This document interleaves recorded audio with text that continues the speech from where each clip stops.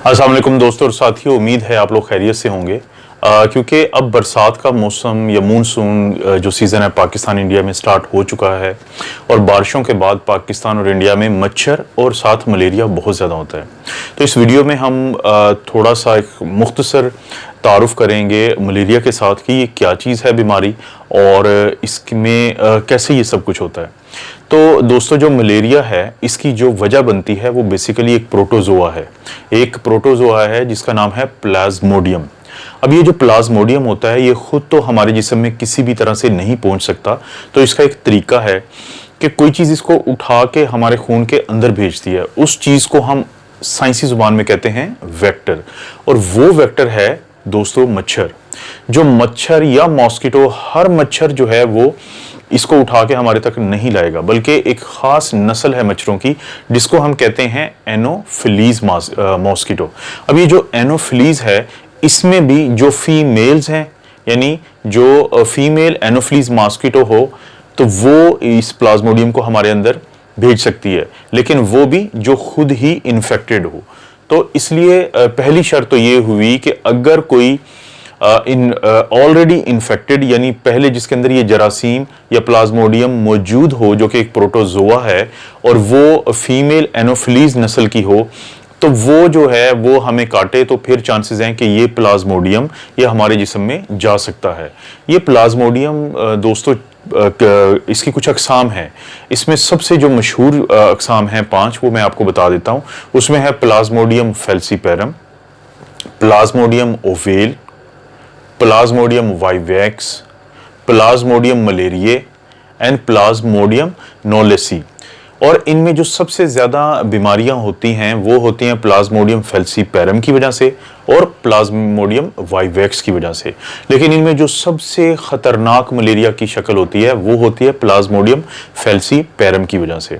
और बहुत ज़रूरी है कि जब किसी को मलेरिया होता है जिसमें बुखार एक सबसे बड़ी अलामत है, तो आप फौरी तौर पे ये पहचानें कि ये कौन सी किस्म है प्लाज्मोडियम की, क्योंकि इलाज उसके मुताबिक ही होता है।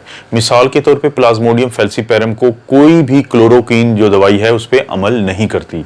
तो इसलिए ब्लड का जब हम सैंपल देते हैं तो बहुत आसानी से जो माइक्रोबायोलॉजिस्ट हैं वो पहचान लेते हैं ये प्लाज्मोडियम की कौन सी शक्ल है। मिसाल के तौर पे अगर फैल्सीपेरम होगा तो बहुत ज़्यादा पैरासाइट होता है और उसके जो गैमेटोसाइट्स यानी कि जो उसके बच्चे होते हैं उनकी शक्ल केले की तरह की या बनाना की तरह की होती है। अब सवाल पैदा होता है कि जो प्लाज्मोडियम फैल्सीपेरम अगर सबसे ज़्यादा ख़तरनाक है तो दुनिया का वो कौन सा खिता है जहाँ पे ये ख़तरनाक जो प्लाज्मोडियम है ये पाया जाता है। दोस्तों, उस इलाके को कहते हैं सब सहारन अफ्रीका। यानी अगर आप अफ्रीका का नक्शा देखें तो नॉर्थ अफ्रीका के जो ममालिक हैं जैसे अल्जीरिया, मोरक्को, इजिप्ट, लीबिया, इनको अगर आप, और सूडान, अगर आप इनको निकाल दें तो इसके अलावा सारे के सारे अफ्रीका को हम कहेंगे सब सहारन अफ्रीका। तो वहां पे प्लाज्मोडियम फैल्सीपेरम सबसे ज्यादा पाया जाता है जो कि इंतहाई खतरनाक है। और इसके खतरनाक होने की एक बहुत बड़ी वजह क्या है? एक बहुत बड़ी वजह यह है कि जब ये काटता है मच्छर और ये प्लाज्मोडियम फैल्सीपेरम हमारे जिस्म में जाता है तो ये खून की नालियों में जाके क्लॉट्स बनाता है, और वो जो क्लॉट्स हैं वो फिर हमें क्या कर सकते हैं, हमारे अंदर सेरिब्रल मलेरिया कर सकते हैं, पल्मोनरी एडिमा कर सकते हैं, बहुत जल्दी से पैदा होने वाली खून की कमी या रैपिडली डेवलपिंग एनीमिया कर सकती हैं, या फिर ये हमारे गुर्दों की खराबी कर सकता है। तो प्लाज्मोडियम फैल्सीपेरम को पहचानना बहुत ज़रूरी है। अब सबसे बड़ी जो वजह है मलेरिया के इंसान में आने की वो तो है मच्छर का काटना।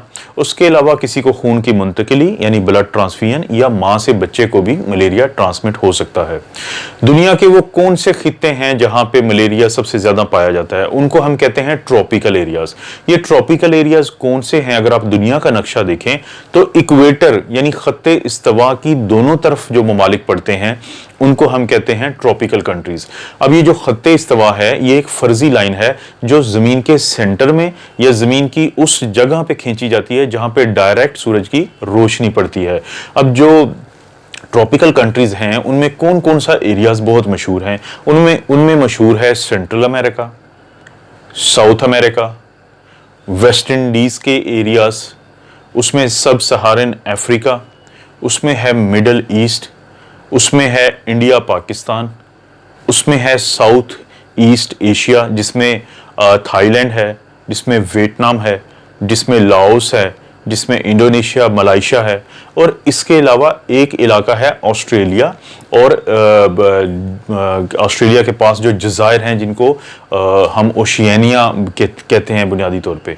तो ये वो तमाम एरियाज़ हैं जहाँ पे जब कोई रहेगा या वहाँ पे वो ट्रैवल करेगा तो इस चीज़ के चांसेस हैं कि उनको मच्छर काटेगा और ये मच्छर के ज़रिए मलेरिया की बीमारी इंसान में मुंतकिल हो सकती है। तो दोस्तों ये है इब्तदाई तारुफ, और मैं इसके ऊपर कुछ वीडियोस बनाऊंगा जिसमें तारुफ के अलावा बाकी भी चीज़ों को मैं कवर करूंगा।